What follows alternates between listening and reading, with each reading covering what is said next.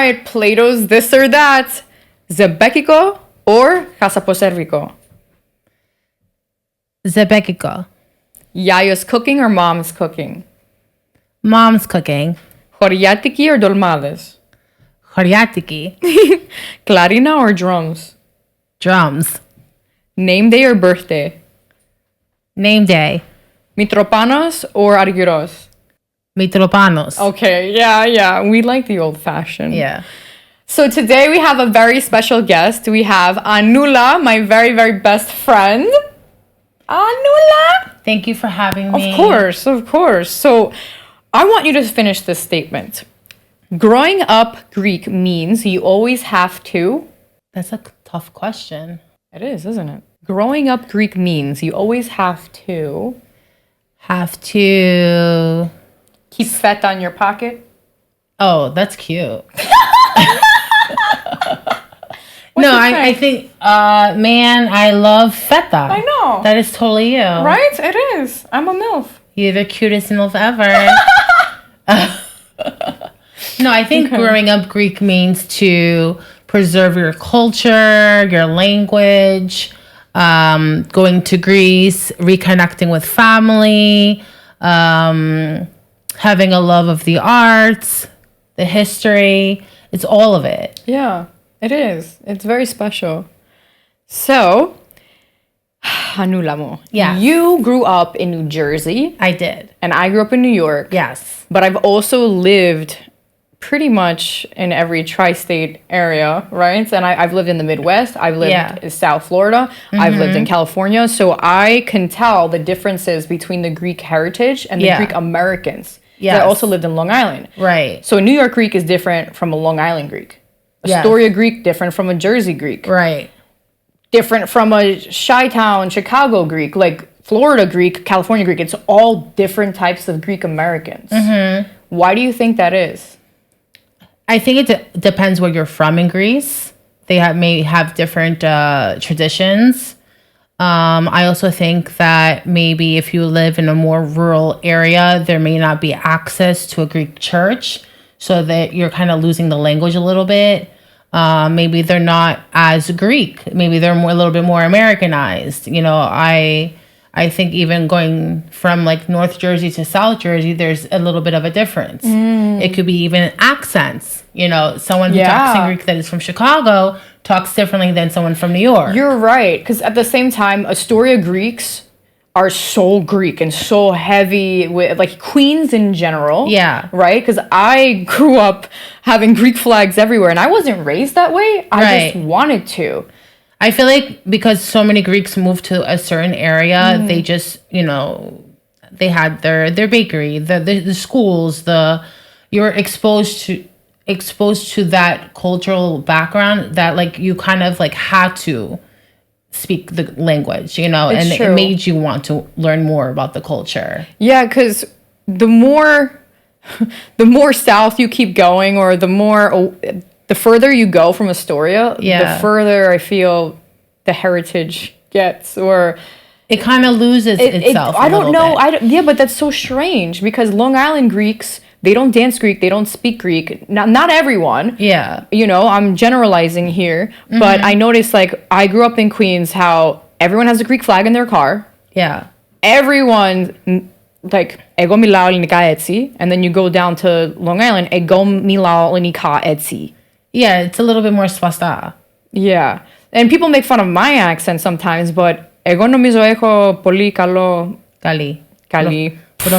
So my pronunciation, right, I think is good. Yeah. But my verbs are off, my tenses are off. Well, the thing is, I think that if you grew up in an environment where maybe you lived with grandparents, it was probably easier for you to learn Greek. Yeah. As opposed to someone that maybe didn't have their grandparents or the parents were not fully Greek. They didn't speak it at home, so you only got bits and pieces. So that's how they talk. Oh, absolutely. Because growing up, I did not speak Greek in the house. My parents only spoke English. My grandma only spoke English. I'm third generation Greek. So all the Greek I learned was when I was 5 years old in Greek school. Yeah. And this is everything I remember. And you know what? I'm doing the best I can.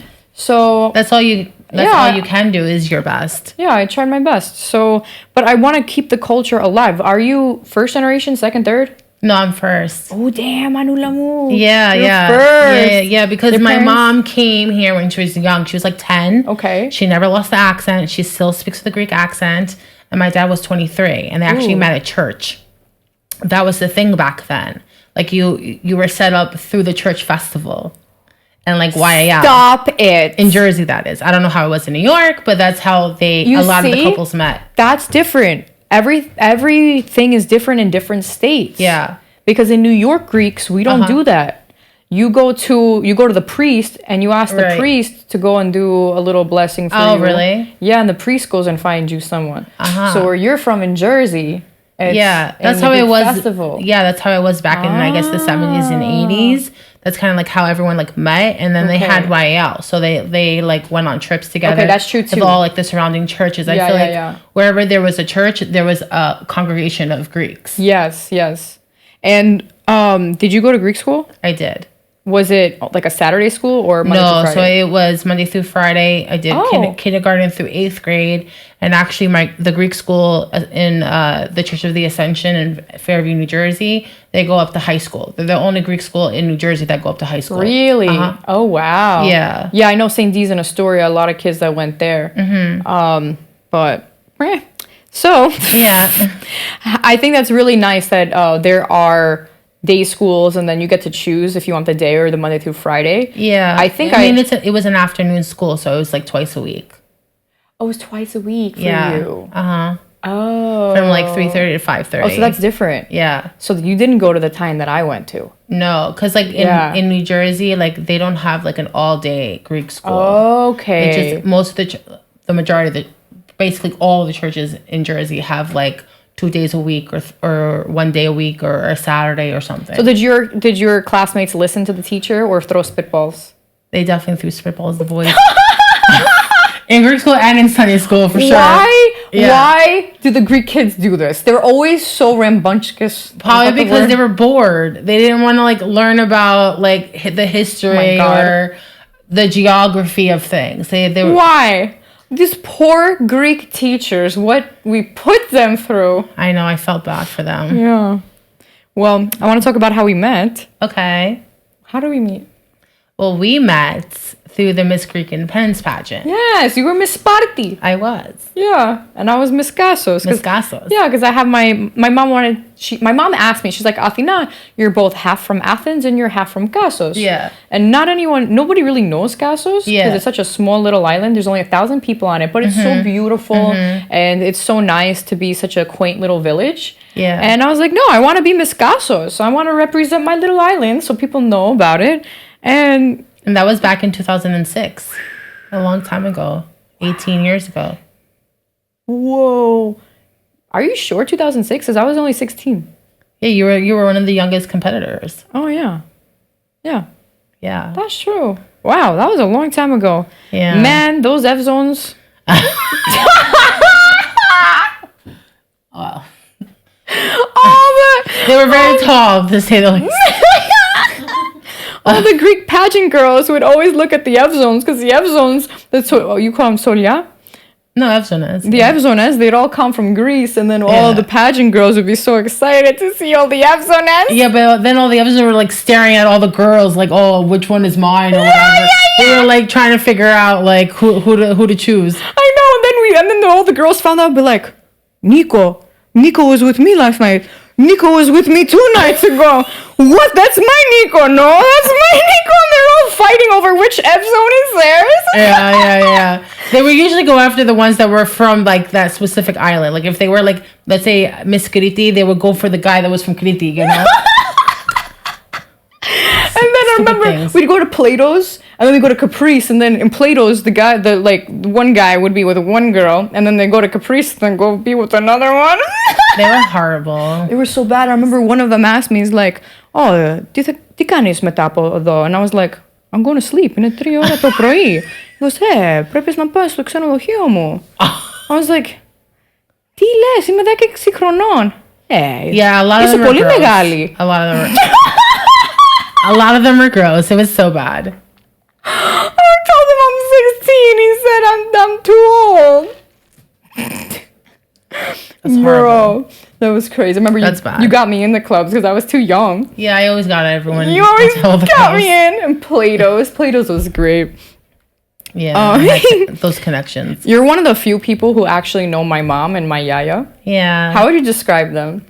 They're such fun. They were like fun-loving people, full of spirit, very cheerful, always up for a good time. They wanted to dance. Always so stuff. fun. Yeah. I love the yayas. The yayas are so sweet. And then sometimes, they're very angry. Yes. Very angry. When they're sweet, and when they're sour, then they're sweet. They come with the kutali. Or the bastuni. Oh, the bastuni. Oh, the flying bastuni. Yeah, you don't want to be there for that. I know, right? Like shit. So that brings us to the Greek word of the day. Okay. I got this word wrong on the TV show I was on. Sometimes I get excited and my mind isn't fully there because I'm just so excited. Okay. And I said the word anpisteftato. Oh, instead of like, Isn't it apistefto? yeah, pistefo. Apistefto, which means unbelievable. Yeah. So Greek word of the day, apistefto, unbelievable. All right. So I want to talk about relations and traditions. Okay. So tell me a story about a great memory with you and your yaya. So my yaya passed away when I was 5. Sorry to hear that. It's okay. Or papu memory? Well, but one of the memories I did have with my yaya before she passed away is that we would go over to her house and my mom would be like, oh, don't grab the candies on the table. But she'd always slip me some in my pocket. Oh, the yaya. Stop it. That's really sweet. That was like one of my fondest memories of her. That's really sweet. Yeah. And her birthday was October 8th. And I got married on October 8th. Oh, wow. So it was just like a kind of like a ode to her. Oh, that's so Because I knew sweet. she'd be there on my day. That's so sweet. Yeah. So I wanted to talk about dating a Greek, Okay. right? What's it like to bring a non-Greek partner home for the first time? Well, I've never brought home a non-Greek. Wait, why? I've only really dated Greeks. However, You've never dated a non. So I have dated a non-Greek in like my 20s, but it just wasn't the same because all I was talking about was Greece.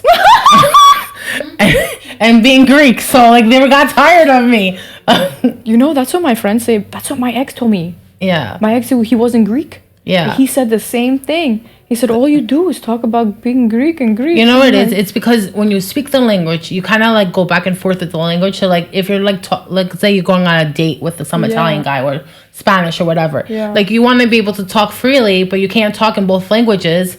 So you just talk in English. But I have, because like I spoke Greek at home also, it just comes out. And I want to be able to talk Greek and English at the same time. Yeah. I'm kind of talking to this Italian guy right now. Not officially. It's just like, just talking. Because I got to prove, The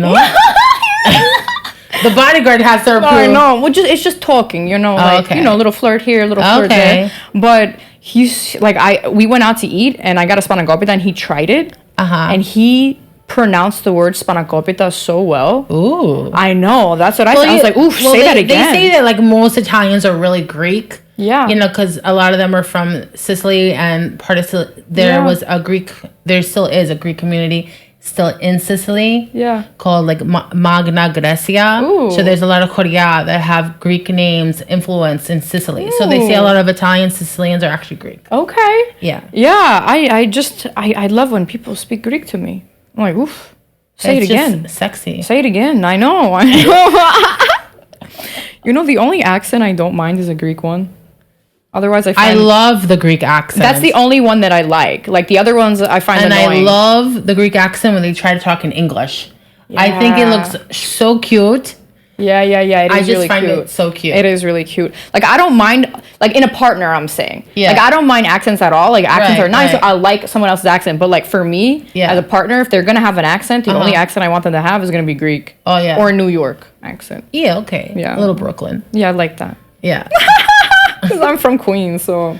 But, even, it's funny because, like, going to Greece or, like, meeting other Greek Americans, they're like, oh, where are you from? I'm like, oh, I'm from New Jersey. They're like, oh, I thought you were from New York. Or, or You always hung out in New York. well, yeah, All the and time. like then they're like, oh no, you got a Jersey accent. I'm like, what is a Jersey accent? Like, I know. And everyone thinks that I'm from Greece because I was on The Bachelor of Greece. right, of course. That was an accident. I didn't apply to be on the show. Like, Yeah, I remember. Right? Yeah. I got scouted to be on the show in Rodeo Drive. I wasn't asking for it. Yeah, and it's funny because like working in Astoria, working in Queens, like, or even partying in Queens, like when I was younger in my college days, a lot of people thought I lived in Astoria, but I was like, I'm from across the pond. I'm from Jersey. Oh, yeah. A lot of people thought that I lived in Well, Queens. it's a hop, skip, and a jump, Yeah, it's really close.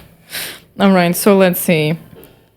Last little segment I want to talk about is Greek wedding. Okay. So I want you to finish this sentence. A Greek wedding is never complete without. Geffy. Oh no. That's going to be another vocabulary word for the next episode. We're going to save that one, but I like that one. Yeah. So what are some traditional Greek wedding customs and rituals? So I know that some people do the Kirivati, which is usually like the Thursday of the wedding week. Yeah. They'll have the priest come to do the blessings. They throw like money on the bed for like blessings, and then they also but they'll place a baby on the bed, and that will signify like abundance of fertility. Oh, to have babies. yeah. I wonder. So each island is different. I know. Yeah. Some of them can be the same, but there's a lot of different ones. With also the Kirivati, like they try to make the bed, and if like the groom does not like the bed, he can mess it up, and then they have to redo it. Oh. So it could be like multiple times where they have to redo the bed, and then once the bed is complete and it's to the liking of the groom, then they throw the money, and then the babies go on top. So It's a little OD, but yeah. So in my island, there's several traditions. Yeah. One of them, so this doesn't really happen anymore Okay. because you don't see this anymore. Yeah. But when you first go into the room with the husband and the wife, Yeah. to prove that she's a virgin, the husband has to come out with the sheets and show the sheets to the village Oh, it's true. to prove. I've heard of that before. To prove the blood on the sheets. Yeah, I've heard of that. Yeah, but they haven't done that in a very long time. They were doing that on the show Bridgerton too. No. Yeah. No way. Yes way. Really? Yeah, they took that from the Greeks. You see, the Greeks invented everything. I know. Everything. We really did. Look at us. Pythagoras, like we were talking about Pythagoras. Yeah. Right? You know me, mathematikos. Right. So I'm very proud of the Greeks who invented the math. Yes. If it wasn't for Pythagoras to figure out a squared plus b squared equals c squared, we'd have all the buildings that would be tipping over. Slanted. Yeah, we need the angles. We need the triangles. We need the 90-degree angles. We need all of it. Symmetrical. So you had the best wedding, or one of the best weddings that I have ever been to in my life. Thank you. Yeah, and it was my mom's last hurrah. Yeah. And it made her so happy to be there. And we weren't even that close at the time because I moved away, Right. and I lost touch because I was taking care of my mom. And you still invited me, which was so sweet. Of course. And how many people did you have at your wedding? Oh gosh, probably around 300, 310. It was a lot of people. Did you have to eliminate guests and like try to condense the guest list, or did you invite everyone? I guess I could have invited more people, but I did eliminate some people. Was anybody butthurt? Yes.